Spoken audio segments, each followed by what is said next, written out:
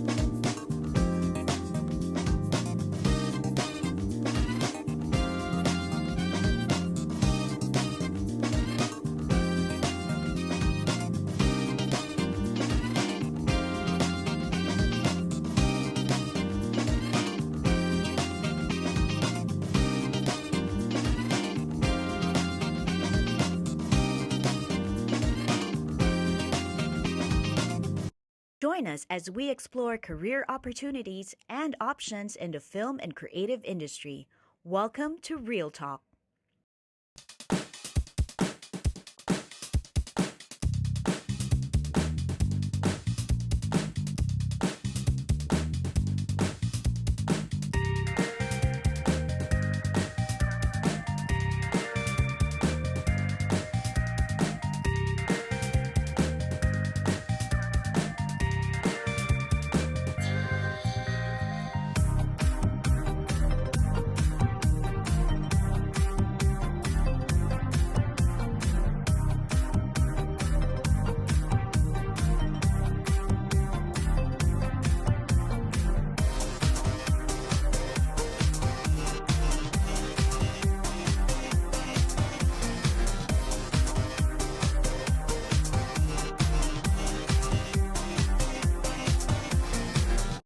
Join us as we explore career options and opportunities in the film and creative industry.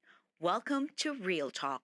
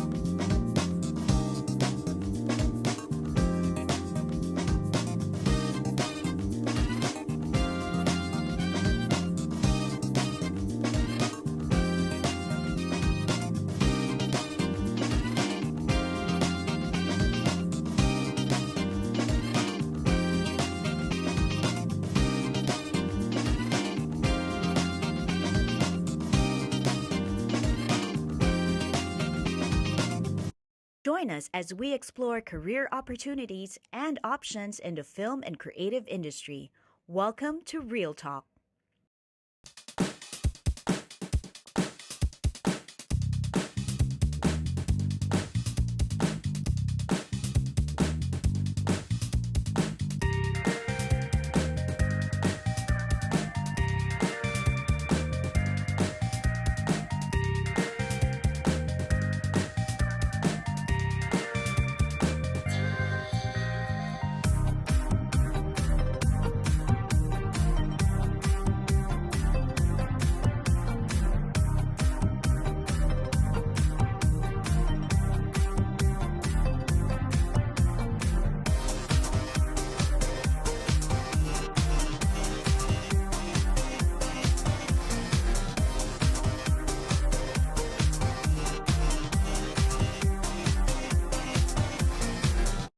Join us as we explore career options and opportunities in the film and creative industry.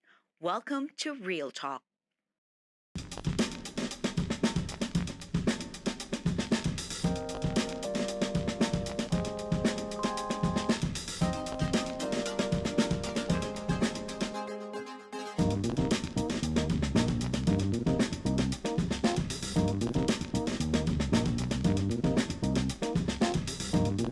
Welcome to Real Talk.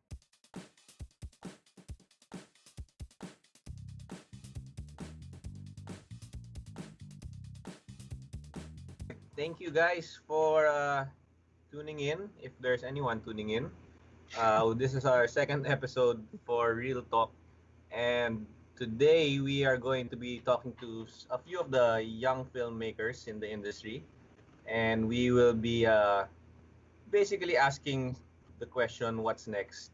Considering everything that's changed, everything that's going to continue to change in the world out there when we go out and when we finally can work again. Um, we want to see what's going on in the minds of the young filmmakers in the industry today and see where they are at and what they're looking and gearing up for in the next months and years to come. So, without further ado, let me introduce to you some of our guests. I guess all of our guests. Um, First guest is 36O's first ever in-house director. So, medyo legend and alumni. Um, and I guess we want to see also what he's been up to ever since he left 36O. So, let's play his reel.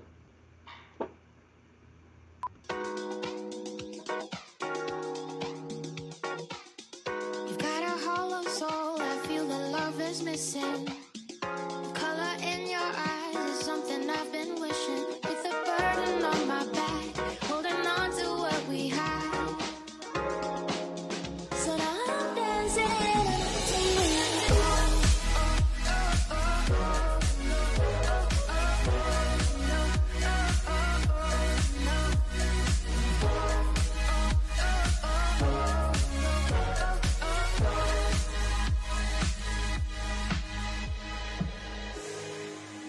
So now I'm dancing. Okay, so that was Nico Lopez's reel. So that answers our question. What has he been up to? He's been up to shooting all these big time celebrities and all these commercials with awesome lights. Our next director is known as in before in 36O, also an alumni, as a beauty director, both because of his beautiful curly hair and also the shots he likes to shoot.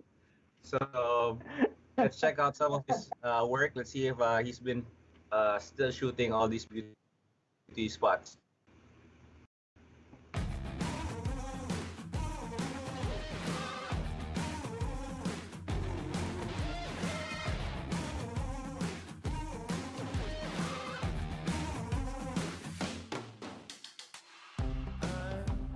Tired of waiting, lost or I'm sitting at home. Dream of a new destination, lust for something unknown. Oh, you better leave it alone. And you know I'd rather get up and go. How long can I lie around waiting for it? Sometimes you gotta walk out the door.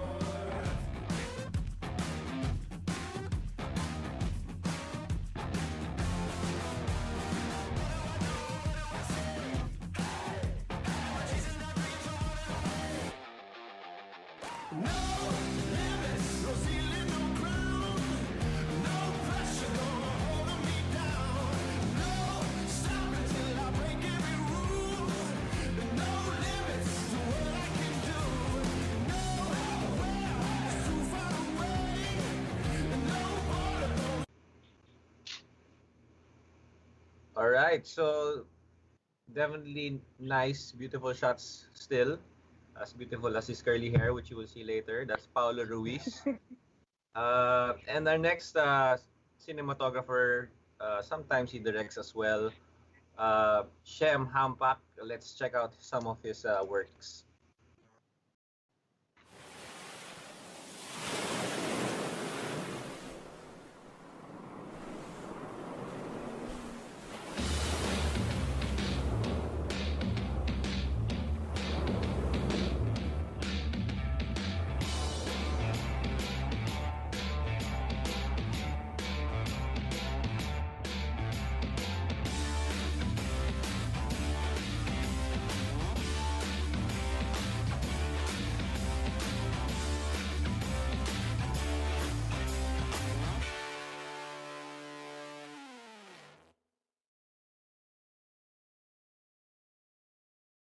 Okay, so that was Shem Hampak's reel. He was also known in 36O as the discarded DOP kasi until now ginagamit pa rin yung Kino Shem na ginawa niya. So makeshift lighting pag low budget sariling gawang light.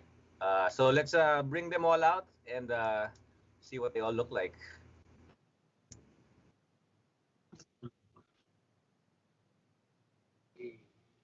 All right. What's up, guys? Hello. How's quarantine life been? Busy bro, busy. Dahil Busy? joke lang. Chef na ako, bro. So iba na pala yung topic natin ngayon pagkain na. Yes, bro. All right, let's get into our questions. Let's go and ask Nico first. Our first question. Why are you a director? Basically, I guess when did you decide you wanted to be a director, and why do you want to be a director? And how do you end up there? Yeah, I think it was in college. No, actually, I out the gate, I didn't take a mass comm course or film course. Right, I was actually in education, and it was when I was tasked to edit all these videos that the education department needed, and among other things. No? And I think that's where it began. And that's where I started to realize that while I like kids, while I like teaching, this was more of a passion, something I really didn't mind waking up early for, sleeping late for.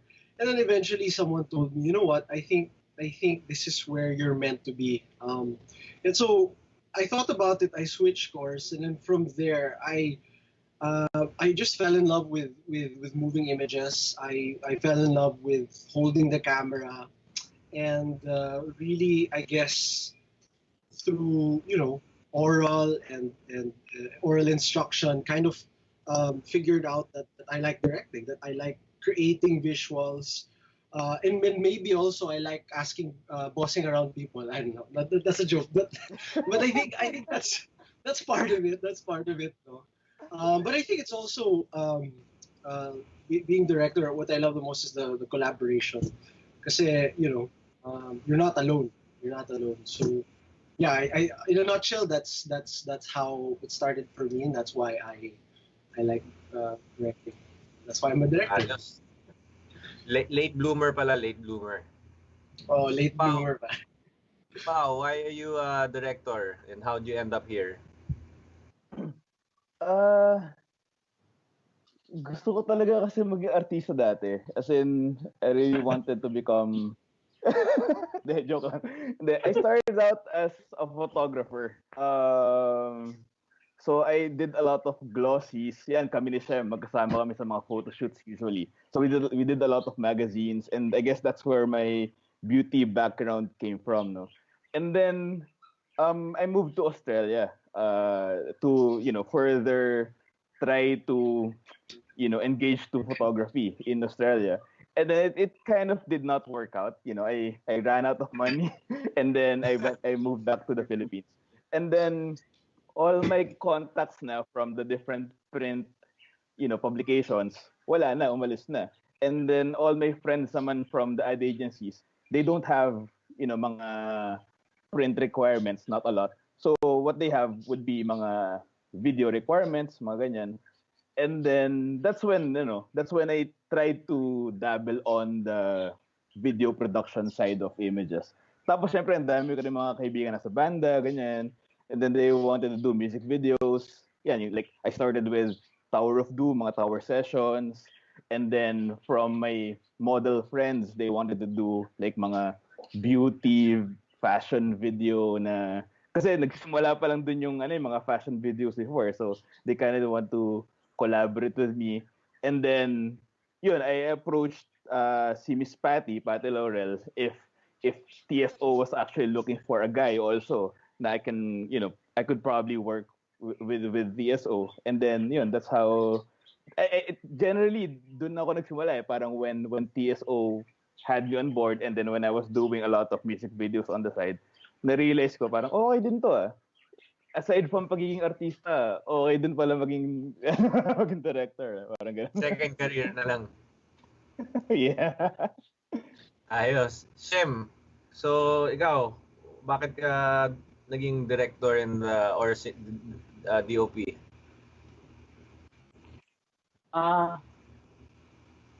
Bakit?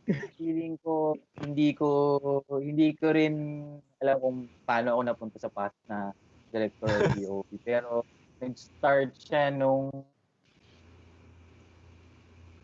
kaya ako arts. So, nag-arts ako nag-graphic arts ako. And na mga shoots, mga photo, ganyan.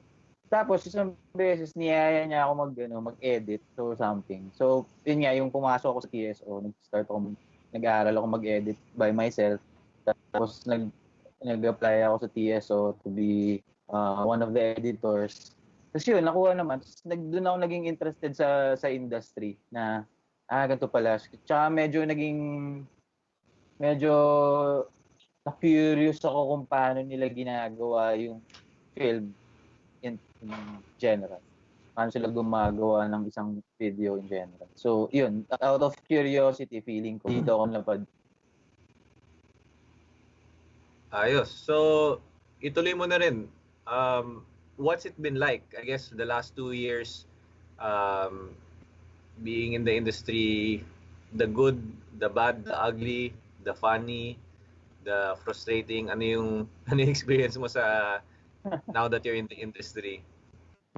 Walang i-delete dito na ano Run session na ba to? Well, for me, being 2 years in the industry, parang feeling ko hindi ko pa rin nakikita in total lahat yung kung ano meron, yung buong industry. Siguro yung mga stressful parts lang sa industry would be the stress, technically, if you're under a project and you're supposed to deliver something na maganda, and then siyempre, it's a collaboration, so you try to control everything as much as possible, bigay mo yung gustong output ng client or something. So, yun yung pinakamalaking stress sa production. Pero masaya, kasi gusto mo yung ginagawa mo. So, yun. And then, within 2 years time,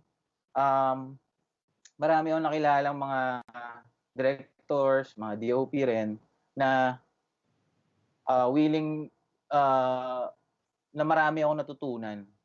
Tulad ni mga ibang mentors like actually, Takiyuki is one of my biggest mentor in terms of lighting and cinematography.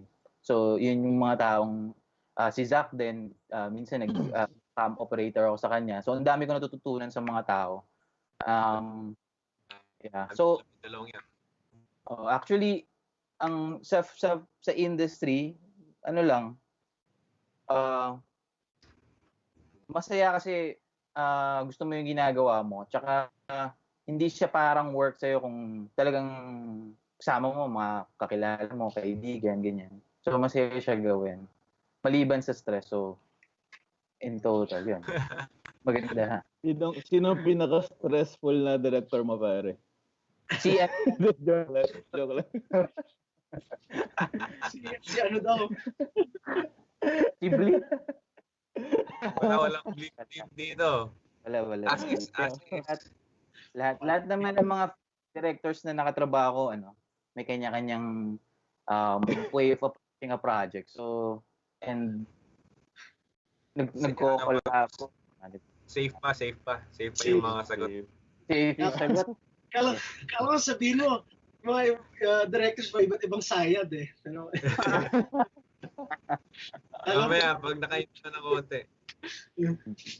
So, Nigo, what's it been like in the industry for the last 2 years for you, siguro? Para we can compare and contrast, I guess, what's happening now and then in the future. I think generally speaking, it's been bittersweet, and I think the two gentlemen here can also agree with me. Kasi, syempre, I'll start with the sweet side though. I think all of us here, we love being on set. It's our passion. We love writing our treatments. But I think so that's a given already. And I think the set is wonderful. Working with all these, as Shem said, all these mentors that we used to look up to. It's such a privilege and opportunity. But the the bitter side is that I've noticed in the last 2 years, parang the budget is becoming smaller and smaller, no? And ayun, I can see heads nodding na. And Kaya kami may kinot Shem eh. Kaya may kinot. and the problem is, while the budget is getting smaller, the demand or the type of boards that we're getting is getting harder and harder. Uh, and I actually noticed this in the last 2 years. And I think with with digital being so, I guess, preferred these days, um, parang the output is not only getting harder, but also the number of output that you're supposed to do. So I think in Dumadami. one day, yeah, in one day they expect you now to do 4 boards, and of course it's really this tug and pull. This is where collaboration comes in, and sometimes it's nice that the client and agency that they agree with what you do, but sometimes you really walk a fine line. No? Kumbaga, as my mentor used to say, it's you have to be good at verbal jujitsu. Kasi dun talaga papasok yung negotiation skills, the way you defend and treat your board. So I guess in a nutshell, that would be my answer. It's been bittersweet, but it's been also challenging, more challenging, I guess, than the past, let's say 4 years, 5 years. The last 2 years have been really, uh, really challenging, and I think because of that, I became a better director, but I also became a grumpier director. So Grabe, grabe. Grabe. Eh, tingnan natin kung ano pang mangyayari pagkatapos nito, di ba? Uh, yan. how's your 2 years been? Okay, ano ba? Oh, it's been a roller coaster also. Obviously, I agree with what Shem said and what Siniko said also. Like, parang, there's a certain truth to what they said also. Pero I guess, on my end, ano ba? The past 2 years, wala eh. Wala talaga eh. Joke lang. The past 2 years, Walang project. I'm just Walang very, project. I'm just, oh, I'm just very grateful to wherever I am now. Kasi, like we never really, I didn't really imagine I'll be in this position ever, as in ever, di ba? Like before, we're not even looking for projects or working with brands like these. Pero now, parang just to be included in the roster of bids, that's something that I'm really grateful for already.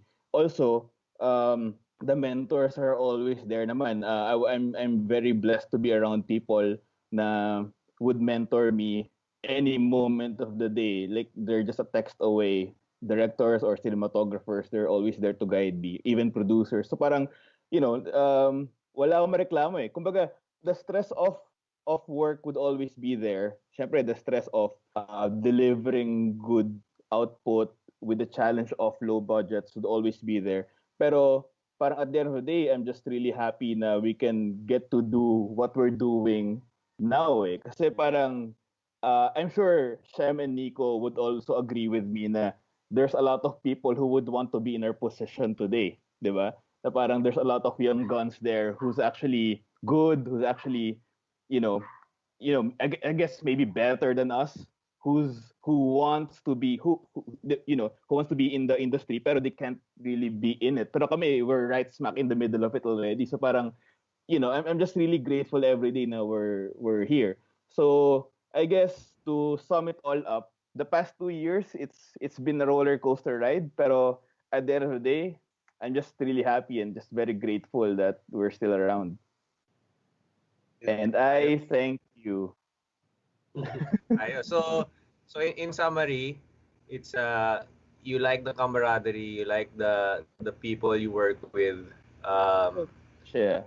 but in every project there's always going to be stress and there's always going to be ups and downs. And I guess as a director and a DOP, di ba, parang that's pretty much a given. Na every time you Yeah. get awarded a project, it's like, yes, it's a project, but also you're expecting that not everything will go according to plan, not everything will go well, not everything Yeah. will. Oo. So it's also being able to manage and be able to make the right decisions in those times that don't go according to plan. Oo. Next question. With all of that said, what have you guys been up to now that we are all locked down in the house?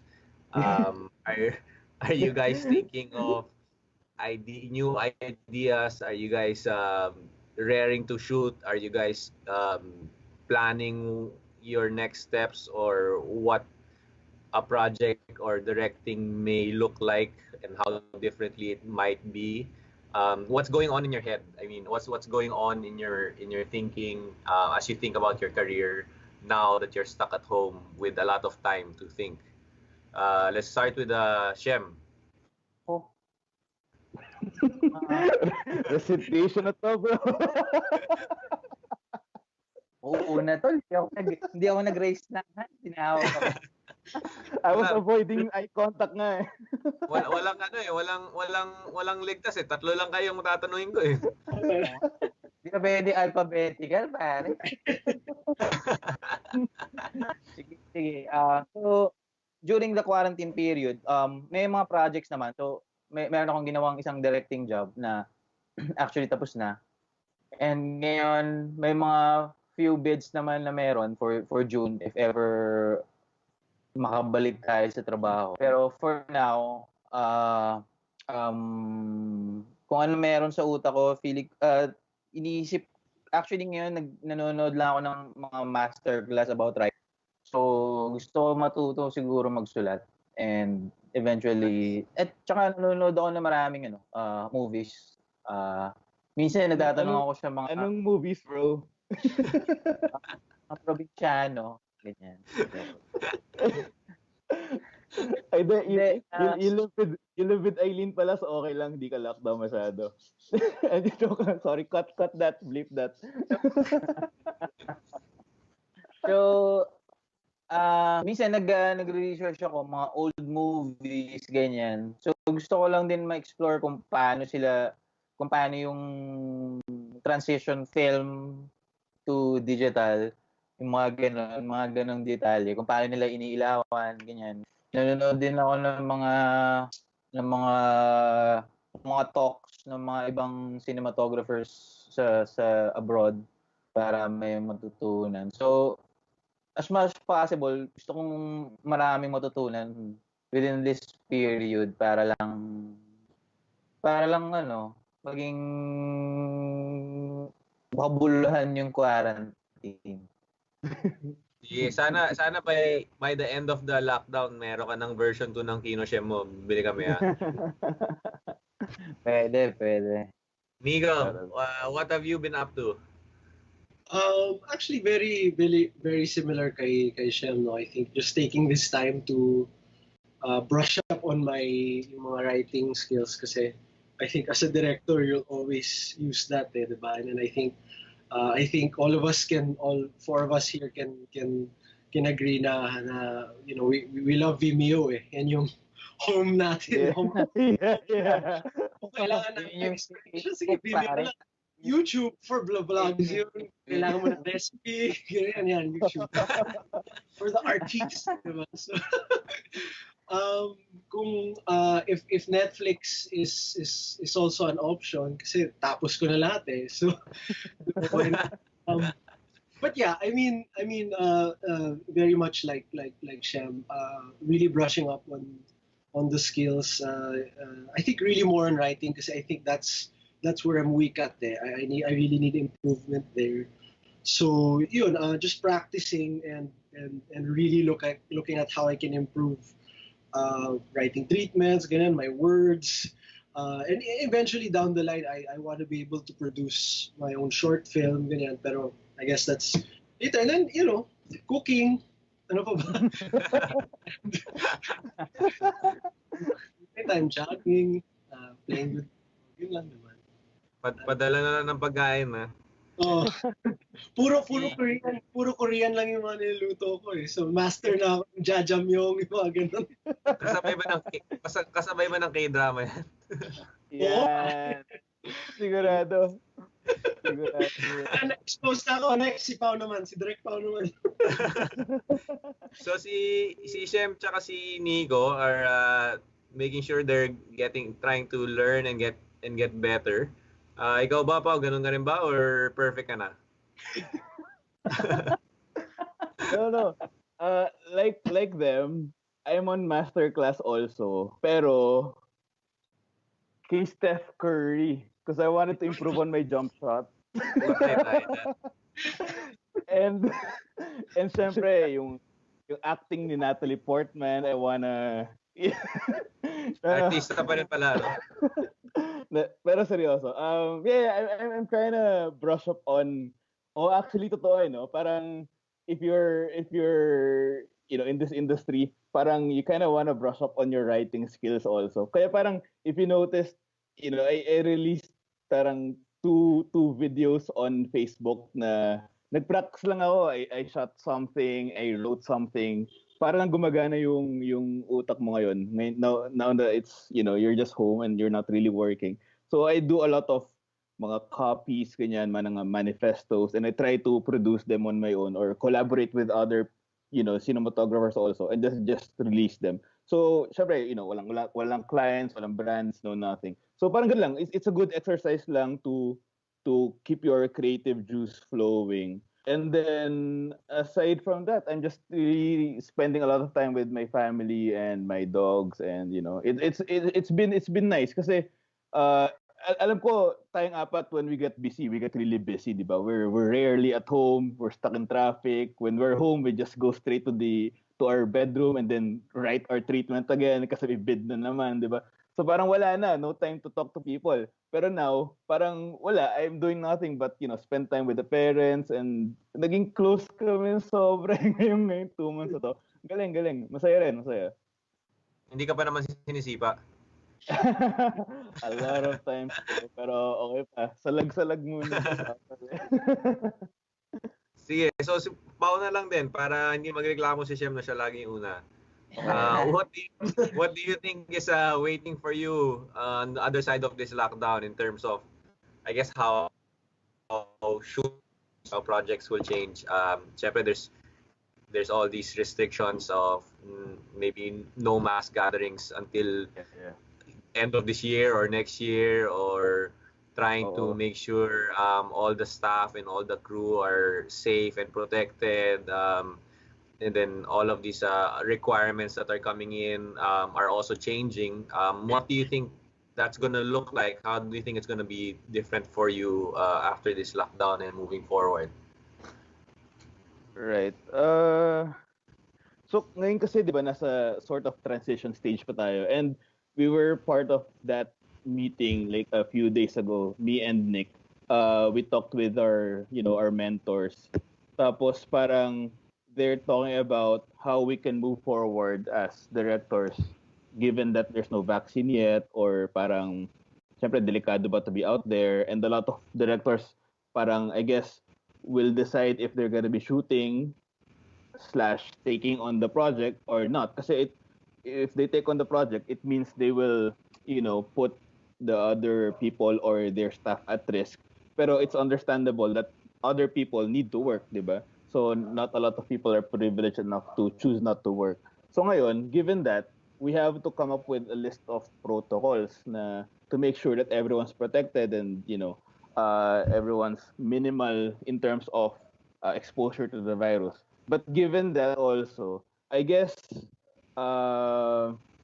there's gonna be a lot of changes. Parang what we want to happen is that sana yung production will be more involved with the agency in terms of producing concepts, para at least alam natin if yung idea pa lang before ipa-approve sa client doable ba? Kasi baka naman, o sige, protocol, 10 people in the set lang. Pero ang location mo naman, layo-layo, or, in the heart of Manila, which is everyone's exposed to the possible infection, di ba? So, sana, parang gano'n, na, in the ideation pa lang, involved in production, ganyan-ganyan.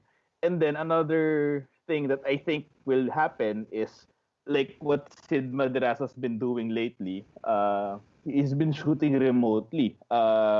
With the use of technology and all, he can stay in the safety of his house, and then still be the captain of the ship, and man the whole shoot with the use of technology and all.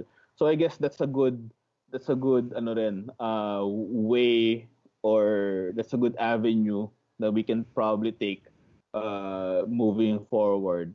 Pero in terms of the whole parang shape of the industry, feeling ko everyone's aware of the situation naman, eh. So I'm sure everyone's understanding if if the project is doable or not, 'di ba? If there's an extra cost because of whatever.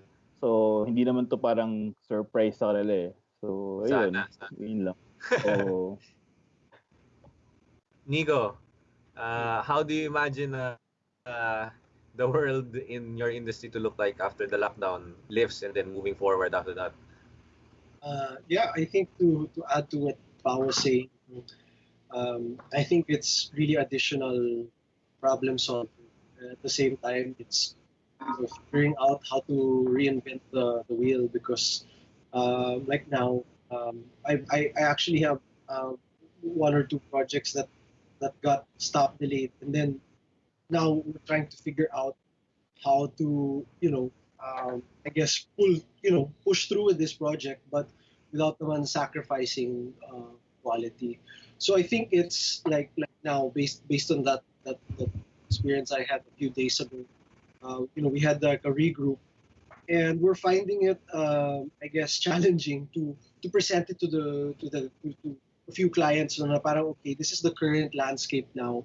We still want to give you the best quality possible, but we will have to adjust based on the new guidelines of the government, the new guidelines of CPHG and all of that. So I think to Paulo's point, we can definitely take advantage of the technology out there, and it's really fantastic what directors like Sid Madrazo are doing, to kind of mitigate the risks, but also moving forward. I think the collaboration between among agency, client, and production really has to step up kasi dun talaga tayo babawi. If clients, agencies just leave it to the director or the production, um, there might be a lag in the process. And then if it's agency and client only, kami naman yung magsasuffer. So I think moving forward, the way I see it is really, I guess all of us collaborating together and actually talking, and I guess cutting the red tape. That's how I see it moving forward. But also, like, I think one director shared on online, our sets will definitely look like hospitals. Don't know if you guys saw mga naka-PPEs. Talagang, yeah. Oh. yeah, I think that will be the new reality, and I think we're really going to have to creatively revise the way we do stories, diba? Less touching, less kissing. Kissing na talaga. Iba na. Mga parts mo. Hindi, pero Mahirap sa ibang project yun. yeah, but anyway, as I was saying, I think it's really finding ways not to be creative with your story, but still hitting the marks or the objectives that is being asked of you. So I guess that's it for me. Shem, nag-order ka na ba ng hazmat suit mo? Wala pa, pare.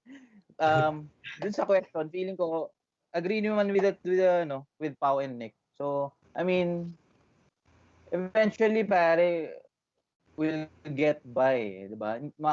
Dadaan lang din tong pandemic. Pero and then sa ating mga filmmakers naman, we always work with problem solving. So alam kong ma-work out naman natin kung paano natin gagawin tong isang project, ganyan. So it's either ano lang to, being open from one side, like client side, agency side, production side, I mean all the staff, para lang inline tayo din sa mga safety protocols ng government or for safety rin ng mga taong nagtatrabaho. So sa akin, hindi naman ako worried na baka mahirapan tayo sa trabaho or something. Pero nagiging positive lang ako. Hindi sa COVID, pero positive thinker na. Sana. Positive thinker lang ako na wala lang. Kaya pa rin natin. Hindi not being negative. Yan. Ganyan talaga pag most sought after DOP director positive lagi di ba? Sabi sa'yo, Positive mas Hindi, parang yun naman yung natin eh. So, sa production, parang lagi tayong problem solving. So, feeling ko, we'll still get by kasi, I mean, marami namang brilliant minds sa production. So, and sanay tayo lagi sa problem solving. So, feeling ko, we just need to communicate with para maka-come up tayo ng safety protocols for us staff and for all the people involved in the production to be safe also. Cool. So yeah, I guess to summarize everything you guys were saying, which are pretty good insights, is parang better communication, collaboration, and planning. I guess between client, agency, and production side. That's one, and then the other is, I guess, just being more creative in terms of how to execute and problem solve, right? With the new conditions and the new laws that we have to adjust to, which I think all of you guys are used to anyways, even without this COVID problem. So yeah, those are good things to know and good things to kind of take to heart, especially for the filmmakers out there that are watching and are listening, and then also for people in other industries that are going to get affected.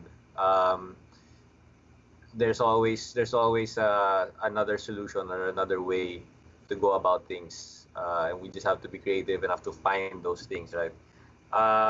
Yeah. Last question, final words from you guys. Where can people find your works or your reel? And also, how can they contact you if they find you guapo? Are you single? Are you taken? Are you available?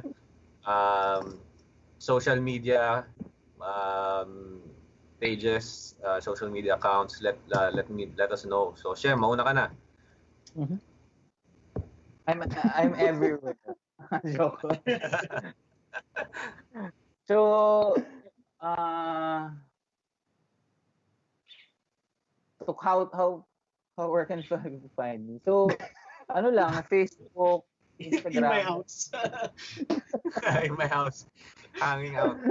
So madali lang naman ako makita kasi naman, general naman yung pangalan ko. And wala akong Vimeo account, meron din. So, yun. So, Shem Yun na lang. Hampak. Yes. Tapos hindi na single, so hindi na pwede yung ganong inquiry, no? Hindi na po. Sorry po. Hindi na. Okay. Nico. Ganun rin. Actually, Vimeo lang ako as of now, tsaka Instagram. So, Nick Lopez, if Google nyo. And then yun, hindi na rin single kasi preparing for marriage. So, Yun. papunta na ako sa ni Shem, na life ni Shem. And, So, actually sa life ko. yung mga wedding videographers na gusto mag-apply, doon ka na i-contact. Special mention, Jing, nasaan ka na? Ano lang, final message, please, huwag kayo mag-party, ha? Huwag kayo Yeah. huwag kayo magpamanita dyan. Public service announcement. So, Shem Hampak, Nick Lopez on Vimeo, on IG and FB. Pau. Yeah, I'm on Vimeo and Instagram also. Just type paoloruiz.com. It will just go to my Vimeo page. Pinaganda ko lang.